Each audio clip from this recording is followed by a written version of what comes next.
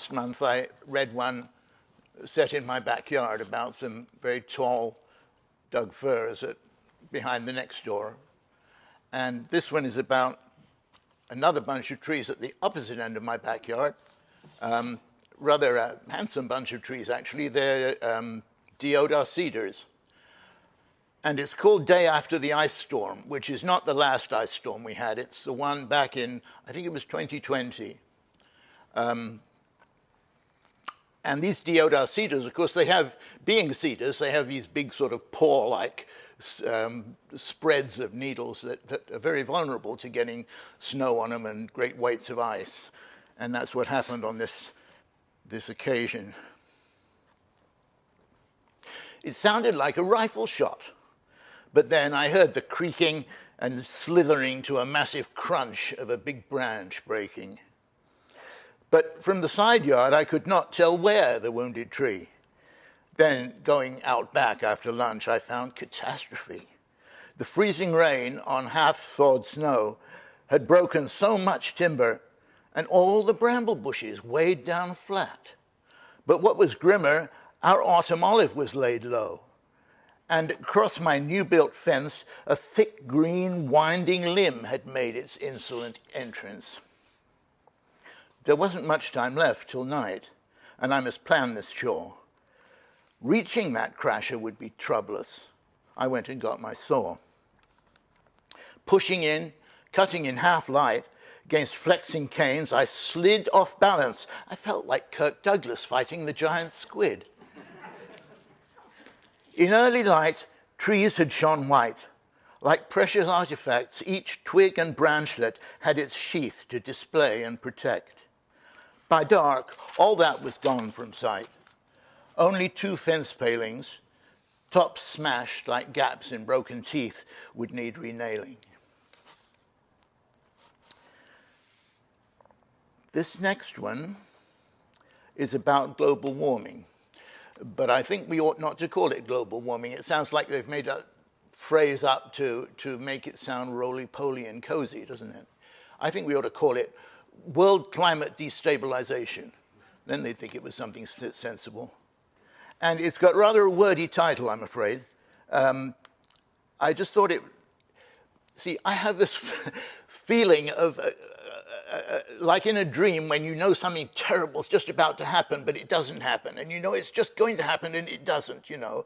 And here we all are. We know that we need to make big changes and we're all living exactly as we always have lived.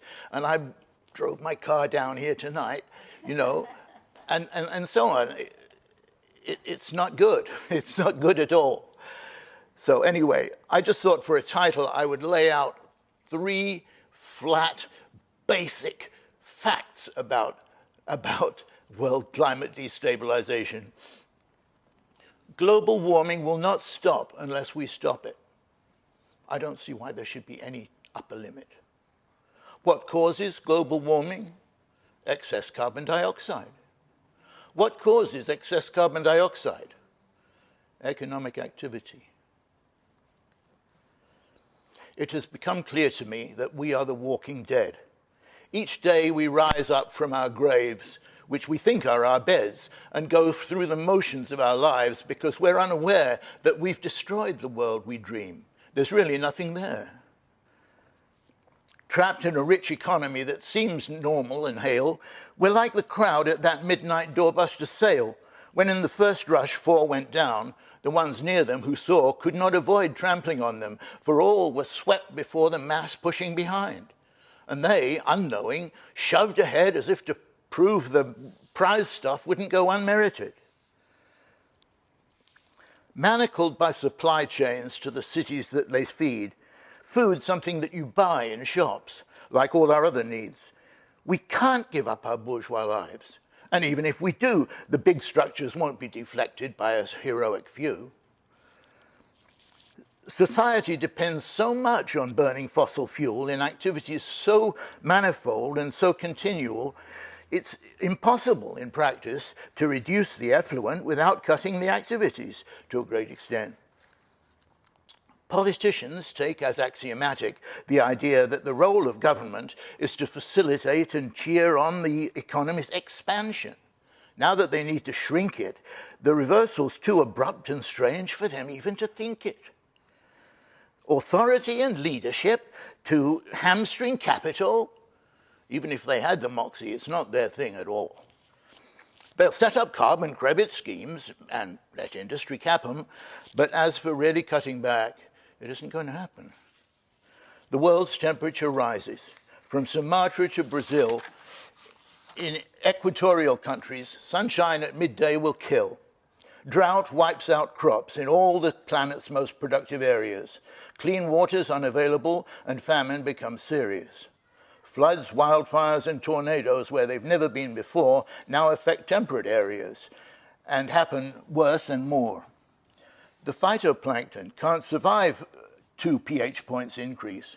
When they go, 70% of carbon capture will cease. The rich will carry oxygen bottles. The poor will die. Whole populations, refugees, pandemics multiply. Sometime, perhaps piecemeal, comes social order's dissolution, and so we dead sleepwalk along to our foregone conclusion. Those are my 2.